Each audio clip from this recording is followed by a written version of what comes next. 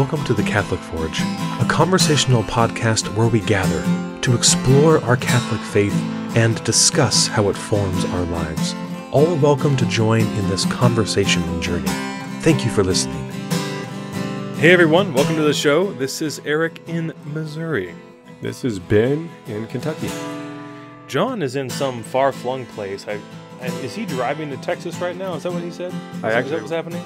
Actually, I was going to ask you that before the show, where he was, because I had no idea. I was assuming maybe a summer vacation, but so is that it? They're headed to Texas?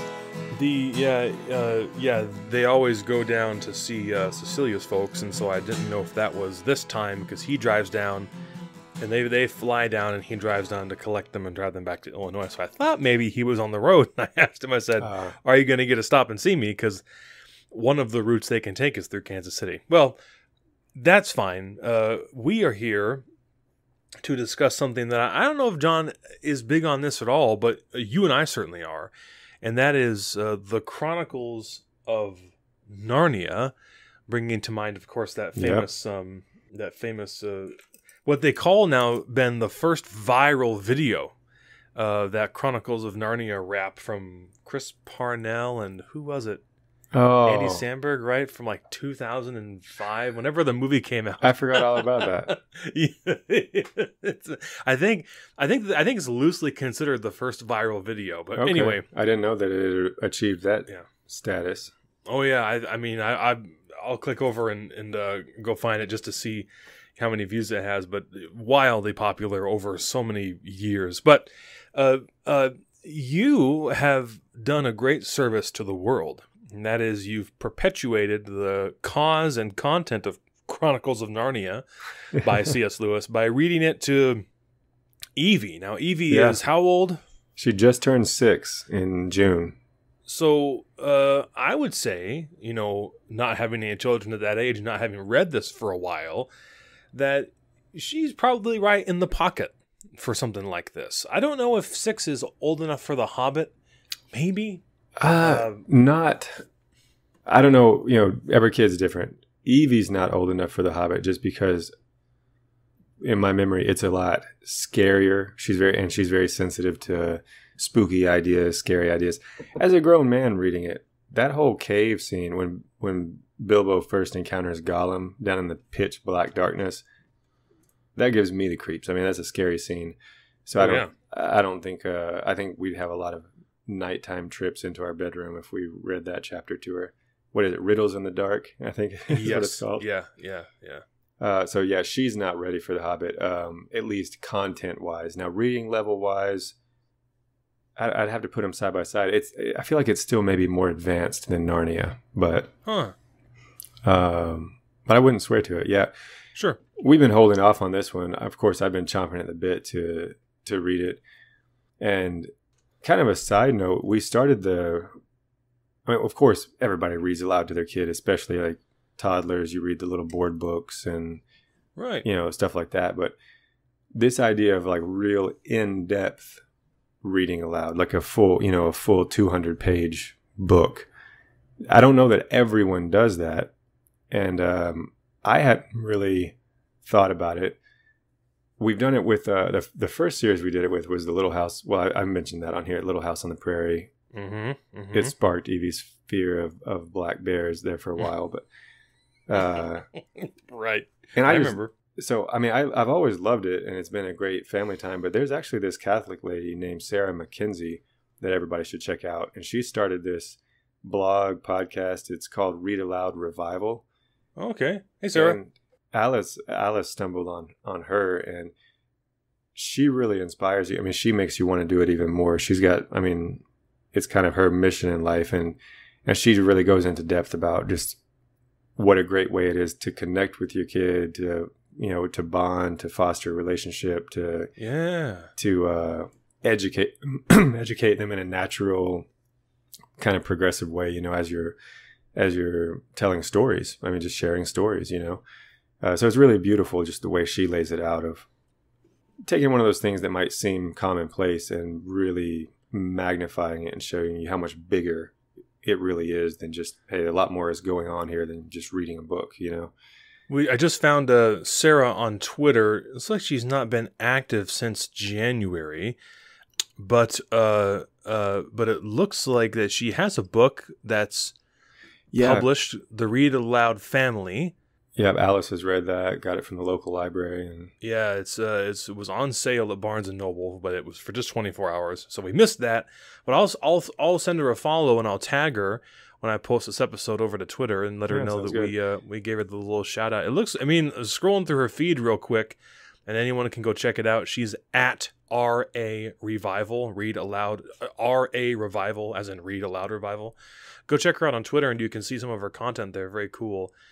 I mean, I'm just tickled, that you got into this. I have the book here, and I'm looking at the chapter listings, for example, and the lovely little map. And the 17 chapters, 189 pages, at least in my full color collector's edition. Who cares? And how, this is just a mechanical question, but I'm curious, how quickly did you read it in 17 days, or did you kind of break up the chapters? Oh yeah, we didn't do it in 17 days. It was closer to, well, not too much longer than that though. We probably were closer to somewhere between 3 and 4 weeks. I think we finished it in just under a month, I think. And that was with, we all would sit down together after dinner time, and of course, how schedules are, we couldn't do it every night of the week, so there were misses here and there. And we've got Olive, who's only 2.5 years old, so she, she's that kind of marginally listening, but of course not really getting the story. And she would have her share of distractions, and we'd have to settle her down and give her something to play with and all that. But so right. Even in spite of all that, we still managed to get through it in under a month, which I thought was not bad. Like you said, 17 chapters, almost 200 pages. Yeah. But we, most nights we could finish a chapter, but then there's always those chapters that sneak in that are a lot longer than the others, Well, yeah, the first chapter is 8 pages, and then the second one is 13. So yeah, and then 10, and then 10. It's kind of consistent, but even then, of course, the first chapter is the most famous, where they just fire right through the context for the story. Yeah, and it ends famously with that line from "Goodness gracious me!" exclaimed the fawn. You just fire right into it. Oh yeah, you're in Narnia, lickety split, and you've got to read 2 chapters. Yeah, you can't just read one. Now that you finally get Lucy in Narnia, Yeah, it's funny you say that, because talking about the age to start it. So we thought, well, we'll just give it a shot, and we'll be able to gauge from kind of Evie's reactions and her interest of if she's ready for this story or if it's over her head. Sure. And we got through with that first chapter, and I mean, she was literally pleading for us to keep going. And I will warn parents, it was a source of contention a lot of nights. I mean, it would come to fighting almost, because she wouldn't accept, no, it is bedtime. We have to stop now. We cannot keep going. And I explained, so after we started, I sat her down and I was like, listen, this is what's happening. You have never encountered the likes of the writing of Mr. C.S. Lewis before, okay? Everything you've read up to now in your life, even the best stuff, has been drivel compared to C.S. Lewis. And now you are getting a taste of and I can honestly say this, I'm not just joking. It is the best writing that she's ever encountered in her lifetime. And I mean, just his craft, of just how he spends every sentence, every chapter. Yeah. And I was like, listen, the design of this is for you to want to read the next chapter.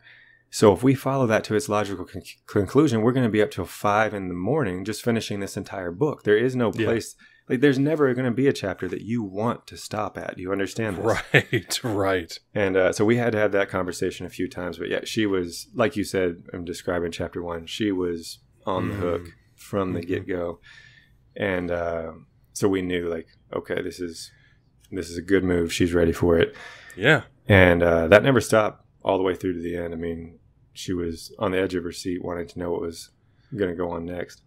Sure. So how did she find it? I mean, obviously she was hooked by the hooks, as they're intended to be. Like you said, she kind of came of age, Yeah. or came into an age when she was ready to handle really a considerable amount of world building. Yeah, that's a good term for it, world building. Everything at the front of it. Well, even for her, I can't remember if he calls it by name. I'm terribly sorry to waste time flipping through pages. I'm just curious. What are you talking about? If he calls Narnia by name? No, in the beginning of the book, those famous few lines, once there were 4 children whose names were Peter, Susan, Edmund, and Lucy. This story is about something that happened to them when they were sent away from London during the war because of the air raids. Now, what 6-year-old knows what an air raid is? Yeah.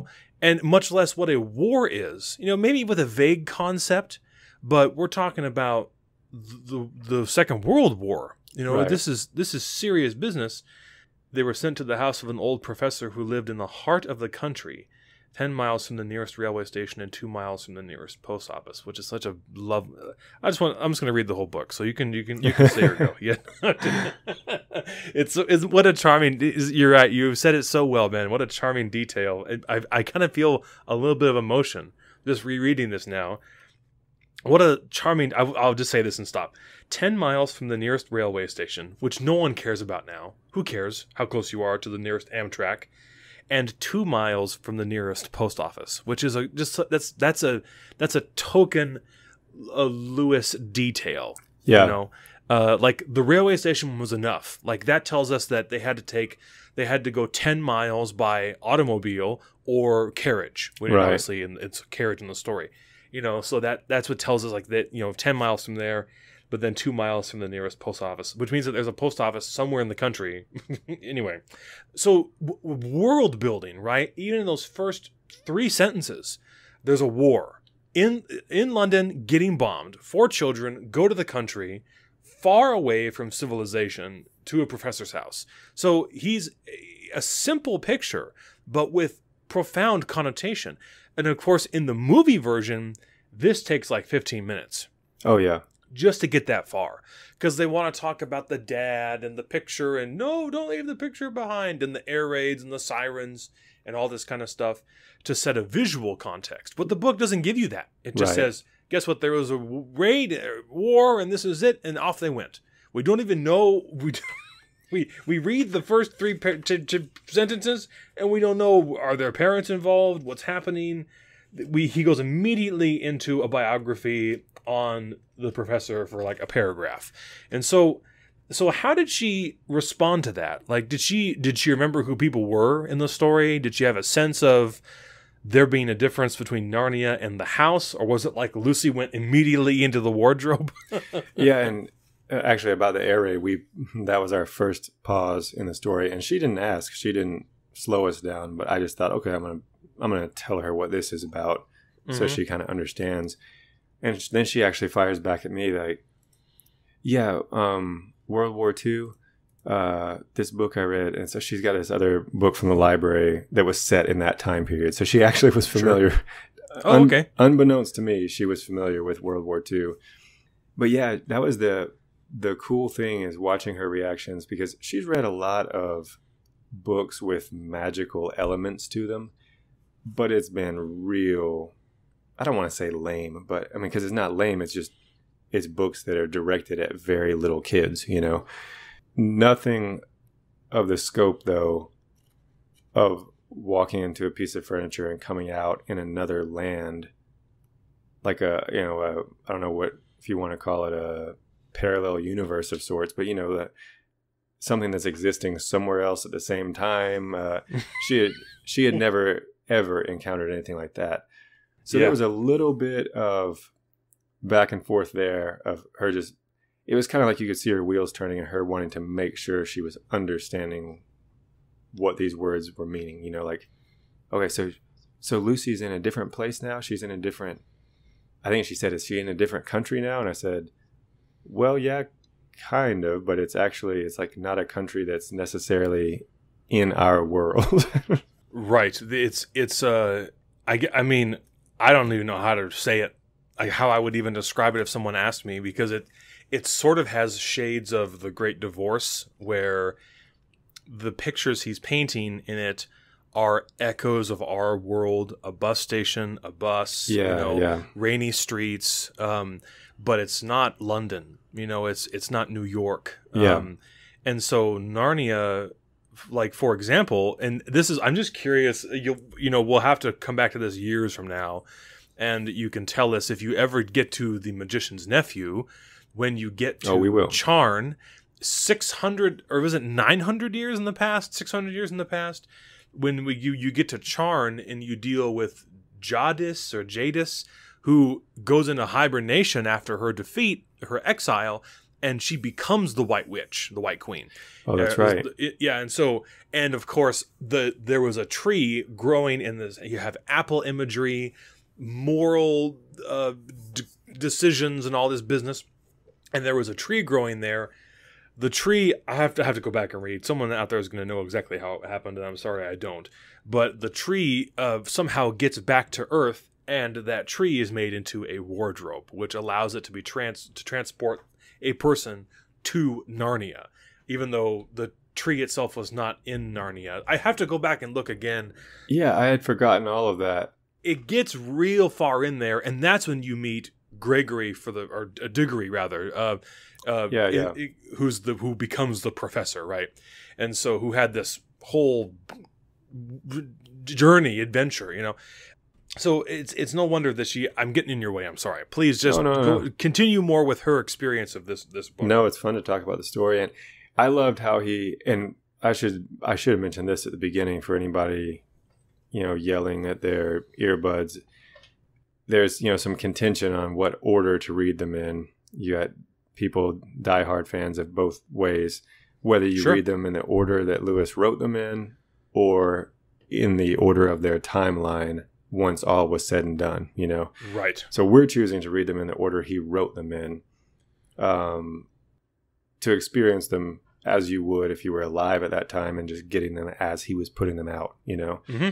And I just personally, I love a good flashback once you already are connected and concerned with the worlds and the characters. Like I'm sure everybody's seen the TV show Lost. I mean, those flashbacks wouldn't have been nearly as cool if they were actually laid out chronologically, and like we didn't even know about the island yet. We're just seeing, okay, Jack's a doctor, he's a surgeon, who cares, who is this guy, But getting to see it all after you're invested in the story is pretty cool. Yeah. So, and Lewis does such an awesome job foreshadowing in The Lion, the Witch, and the Wardrobe. The professor is somebody. You're like, okay, this guy's clued in, and it never comes out and says it, but it's pretty clear. Like this guy's been to Narnia or to another world or somewhere. He knows about this magic, but so that was just really, really cool. And we're reading it in that order, but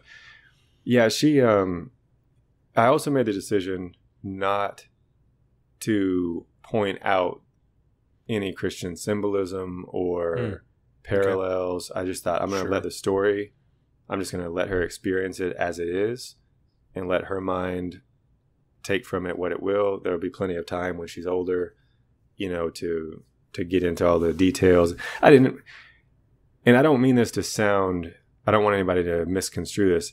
I didn't want to take the initial fun out of it for her by turning it into like too much of a lesson or school or, that kind of thing, even though I think those points are really awesome. But where I was totally surprised is that she picked out some of those points on her own, which actually reminded me of how you've mentioned several times on the podcast, how much Tolkien hated it that Lewis wrote the story in that way, like where it's just obvious. And when my 6-year-old, he hated it so much, man. Yeah, and when my 6-year-old pointed it out, I was like, oh, well, there it is. That's why Tolkien hated it, because it's so obvious that my 6-year-old just noticed that. Now, to brag on my own kid and to give her a little credit, I don't think every 6-year-old out there is going to piece those things together. But the scene that really opened her eyes when they were, after Aslan makes the deal with the witch, kill me instead of Edmund. Mm-hmm. And he allows himself to be bound and tied and all that. When they're leading him through the angry crowds and it says they're jeering at him and spitting on him, she just blurts out while I'm reading, she says, "Daddy, just like Jesus." And I mean, Alice and I both looked at each other like, wow, we didn't expect her to, because, you have to, when your brain is sucked into that imaginary world, and I mean, you're clearly being told it's a lion. We're talking about an animal here that's being drawn up here. Even though the situation was almost dead on identical, I didn't expect her brain to be able to pull itself out of the world he was creating and see a parallel with something she had heard before. But she did. And then, so after she pointed that out, I went on and like gave her a few other little tidbits, to throw in there. But I thought that was really cool that we could go on and talk about that a little bit without me being too forceful or preachy about it and kind of ruining the fun for her. But it was a lot of fun on the whole. I mean, a lot of fun. We've just started Prince Caspian. Actually, nice. just tonight. We're one chapter in, and I gave her the choice. I said, "Do you want to?" We always, when we finish one book, we always kind of talk about it. Well, if it's a series, do you want to jump right into the next book of the series, or do you want to take a little break and read something else first and then come back to this? And she didn't hesitate. She was like, "Next book, Prince Caspian." She was ready to go immediately when the wardrobe ended. So it's just been really fun, and I'm getting so much more. I was telling you before the show, and so I'll confess to listeners, I did not have Narnia in my childhood. I don't know, it just slipped through the cracks. My parents had never heard of it, weren't fans of it, whatever. And it wasn't until my conversion as a young adult, and I was reading Lewis's nonfiction stuff, that I, started hearing about Narnia. And at that same time is when they made the first movie, and it was coming out. So that was all happening at the same time. Right. But now, even, roughly 15 years after that, reading it now as a grown man with kids, I didn't appreciate how well Lewis wrote for children until reading it right now. Yeah. He doesn't talk down to them. He's not condescending. But it's like he really shows that he was a kid at heart in a lot of ways, because, I mean, he just knows a kid's imagination. He knows their emotions. I found his writing really empowering for children. I was thinking, man, I didn't get the chance to, but if I had read this as an 8-year-old boy, like, to be reading a book and envisioning yourself, he's got these kids wielding swords, it's like, they're not helpless. They're not weaklings. They're seen as potentially powerful and strong. And I just thought, man, that just really shows more of Lewis's brilliance, that it is a masterwork. It's, to me, there's a feeling of, he's telling you the story that's already been written and giving you a commentary of it.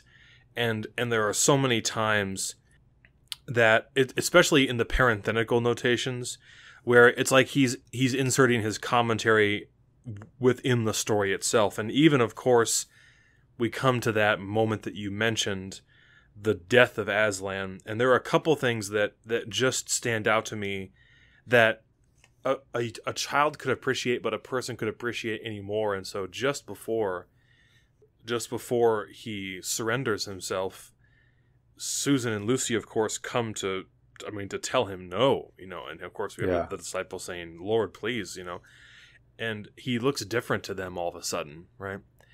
Not as strong, and right. And Susan asks, "Are you ill, dear Aslan?" "No," said Aslan, "I am sad and lonely. Lay your hands on my mane so that I can feel you are there, and let us walk like that." What a marvelous, reflection and echo of the passion of our Lord, at least of the of the capture in the garden, the betrayal of Judas. Yeah. Won't you stay with me an hour, and pray that I may suffer this, But of course, when we come to the very end of Aslan's life, and she's preparing to kill him, and the last two sentences, she has that terrible, ominous kind of, "You've done this, and now nothing will stop me from taking Narnia." And the story reads, "The children did not see the actual moment of the killing. They couldn't bear to look and had covered their eyes." To me, that's like he's looking up from the book and telling you, "Hey, look, by the way," as if like in the actual story it was written what happened, but he's telling you like, "Look, don't worry." Because, like, you're little Evie and you're 6 and you're terrified that Jesus is dead, Aslan's dead. And he looks up and he's like, "Don't worry about it. They didn't see a thing." Yeah. Just the way that he puts that narration and commentary on top of the narrative is what makes it just so charming throughout. So certainly props to C.S. Lewis. And if you've not enjoyed this, I mean, this is a book for all ages. Absolutely. And just rereading it now, I thought a couple days ago, I was like, I should just reread the whole thing real quick. Like you, I could put a movie on or something or whatever, or when Tori and I are sitting around, and I could fire through it in maybe 2-3 hours. I don't know, however long it would take me. But now that I just start to flip through it again and remember some of these marvelous scenes, I would love to revisit it again. I would love to kind of go back through and look at some of those central themes. And we really have to get Dr. Ford on, who's a Lewis expert. Oh yeah, and who can guide us into the deep structures of Narnia. And so I'm very pleased, like you'd mentioned, that you're going in the order of publication, not order of internal chronology, even though I think it's cool to have The Magician's Nephew in mind first, but it's such a different kind of book that it's helpful. It would be like starting with Fellowship of the Ring and then saying, "I hate Lord of the Rings books," because it's not like or the Silmarillion is even better example, because it's so dense, and you really should start with The Hobbit. Do yourself a favor, get used to the writing style, and Wardrobe is the kind of the Lewis equivalent. Get used to the writing style. It's not too heavy, but it pretty much establishes like his bent, like what he's after with the whole series. So no, it's definitely for all ages, and I mean, I enjoyed it greatly. I will warn parents, if you do the read aloud thing, I was pretty content with my narration, with my reading of the whole thing. I think actually a lot of times Alice and I will take turns depending on the night and who feels up to it. This one, I think I actually read every word of myself. Cool. Because I think she didn't say this, but I got the feeling I kind of committed early on. And this is where, because I was ruined by, I've seen the movie, so of course, once you see a movie, and it was a great movie, I loved it. But you know how once you see a movie, you can't get the actors' faces out of your mind when you read right. The characters. Sure. So, when I'm reading The Witch, I'm picturing Tilda Swinton, and when I'm reading The Kids, I'm picturing those actors. So, yeah, I was pretty pleased with all of my voices and all of my accents. I was, for all the kids, I had the proper awesome. British accents, and then nice for the Beavers, like the Cockney kind of little slang accent, and but I never, to the end of the story, I couldn't get a voice for, I mean, how do you do a voice for Aslan? He's so powerful, and he's a lion for one thing, and Alice knocked me down. That's why they had Liam Neeson do it perfect. For the movies, and who's got it's kind of exotic but not really, right? But it was just dead really on. Like lots of that low mid end, not bassy but low mid end. So nobody said peep the whole time I was reading on anybody's voice. Nobody questioned anything. But then I'm getting all these critiques when it comes to Aslan, because in the story, it does describe his voice, and it talks about how deep it is. Yeah. So Evie tells me, which I think just naturally speaking, I have a fairly deep voice anyway, but sure. So Evie pipes up and she's like, "Deeper. It said he has a deep voice. That's not deep enough." So then I try to go lower, and then Alice is like, that's just James Earl Jones. Stop. And they're all, and I was like, well, look, would one of you like to do this? Feel free if you'd like to step in. So, yeah. Right. But they were right. I couldn't. Beaver, said Aslan with a very low growl. Yeah. I am your father. I don't know. So that's hard. It's hard to do that, to go between like an Aslan and the witch and Mr. Beaver. Like I'm looking here on page 142, and Mr. Beaver, Aslan, and the witch all talking at the same time. And yeah, it was very. That's a lot to. You just have to go. You have to just go very slowly, of course. Yeah. Yeah, it was mentally taxing. Yeah, because I'm like, and my eye is trying to catch to the end of the sentence to see who's speaking. Make sure before I start out in a voice, and then which I did that a few times, messed up. I'd start out in like the Beaver's voice, and then realize, oh wait, nope, it's changed back to so and so speaking or whatever. But I'm just happy that Evie lets me do voices now. She went through a phase when she was about 4.5 that she wouldn't have any of that nonsense. She's like, no, just read regular. Nonsense. That's funny. So yeah, I highly recommend it, and everybody should really check out that Read Aloud revival, because it gives you a whole new perspective on just the practice of making time to sit down. And it's like I said, this is a Catholic mom. She's got 6 kids. The 2 youngest, I believe, are twin boys. Like, so she knows about busy. She knows about hectic evenings. Like, not only is she finding time to do this with her kids, she's blogging and writing books about doing it. So I'm just looking over, Ben, quickly, and readaloudrevival.com. You can get on the emailing list, which has like a book list. Make meaningful connections with your kids. Get the free book list. There's the blog. She has a podcast. We'll have her on the show sometime. There's a shop where you can buy hand-thrown pottery mugs. Ben. Well, I didn't even know that. And one of them, very handsome. Build, in the little subtitle is "Build Your Family Culture Around Books." Now, I don't believe in that, but I appreciate the sentiment. So check that out, readaloudrevival.com, and we'll have the link to that in the description. Ben, I would love to have her on sometime if she's willing. She just released the new book, the Read Aloud family. So it would be wonderful to do that. And there's a lot for free, but if you're willing to pay $15 a month, is that what you and Alice do? Are you in the premium membership there, Ben? No, I don't think she is. I think she just gets the podcast. I think the podcast is free on iTunes, and I think she listens to that. The podcast cheat sheets and transcripts for your podcast. What? Do we have those? I don't think so. Not yet. Blog articles. Although if you want to laugh, go over to YouTube and pull up one of our videos and put on the captions, and it's just Google doing the captions, and so they're like 40% right, but it's a mess. I mean I don't know what words will be appearing. That's funny. If something happens and you just need to laugh, enjoy. I didn't even know Google did that. Yeah, for sure. Blog articles and book lists are free, but if you pay $15 a month, I don't know why I'm giving her an advertisement, but here we go.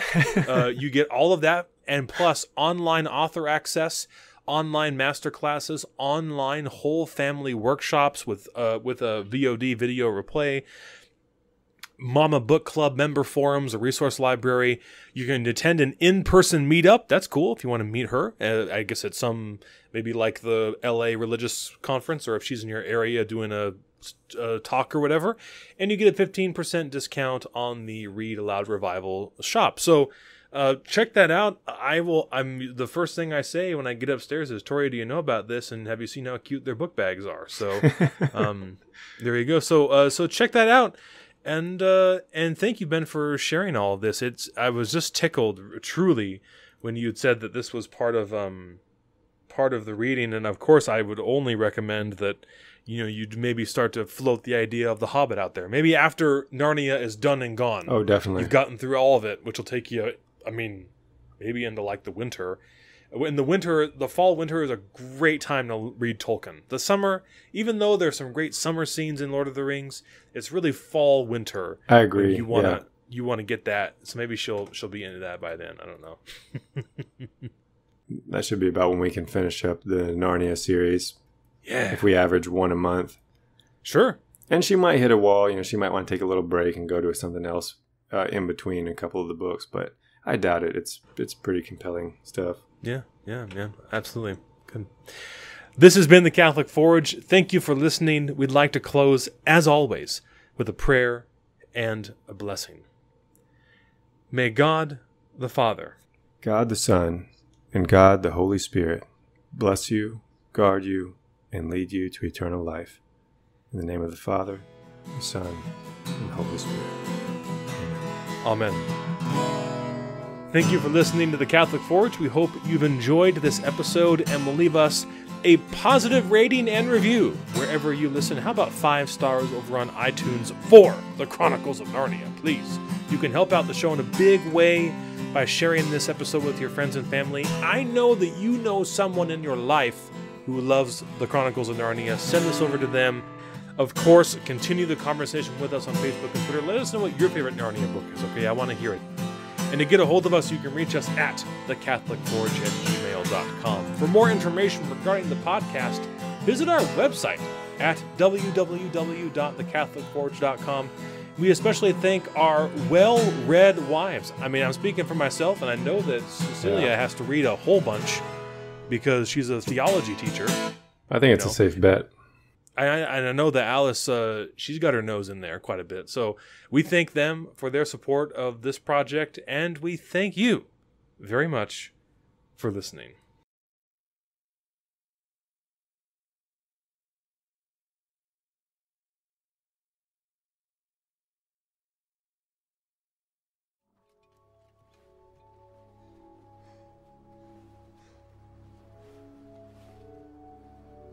You have a traitor in your midst, Aslan? His offense was not against you. Have you forgotten the laws upon which Narnia was built? Do not cite the deep magic to me, witch. I was there when it was written.